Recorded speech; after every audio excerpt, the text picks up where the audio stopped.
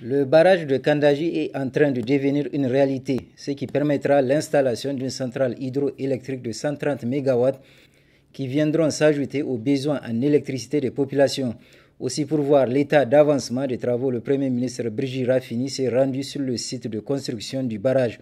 Sur place, des explications lui ont été données d'abord sur les installations techniques nécessaires à la construction du barrage et par la suite sur le site proprement dit où le barrage sera bâti.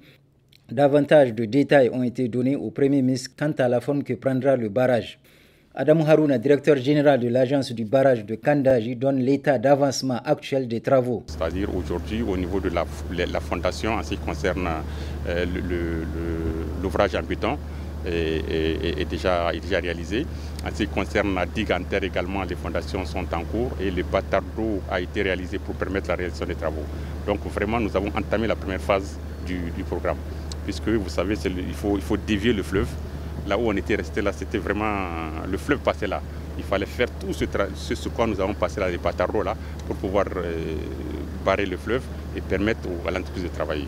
Et donc une fois que les fondations seront sorties, maintenant on va faire partir ces bâtards d'eau en deuxième phase, faire un autre bâtard d'eau de l'autre côté pour que l'entreprise puisse travailler sur l'autre partie.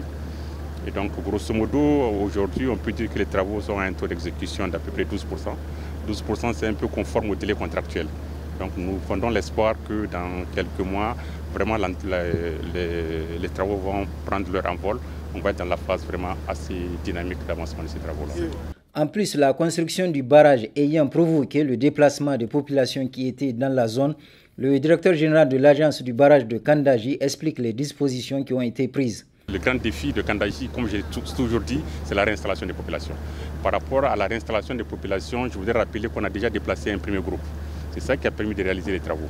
Maintenant, nous sommes en train de nous organiser pour faire le déplacement de la population du deuxième groupe, qu'on appelle le PAR 2, le plan de réinstallation des populations de la vague 2. Ça, ce sont les populations qui vont être inondées quand le barrage va être complètement fini. Alors pour ça, il vous souviendra également que le gouvernement a pris toutes les dispositions pour la recherche du financement. Une table ronde a été organisée à Abidjan où les financements ont été quasiment mobilisés pour la réalisation de ça. Nous avons fait des consultations publiques avec les personnels. Nous avons discuté avec les populations pour dire comment ça va se faire. Les sites où on doit les réinstaller ont été déjà choisis.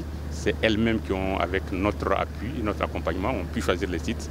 Maintenant, nous avons lancé le processus pour recruter le bureau qui va faire l'aménagement des sites. Nous sommes en train de recruter également une société internationale, en tout cas une grande société, qui va s'occuper exclusivement de la réinstallation. Sans conteste, les travaux de construction du barrage de Kandaji sont bien lancés sous la conduite des techniciens chinois, tunisiens et nigériens. Dès lors, les Nigériens peuvent le dire maintenant, le rêve est devenu une réalité.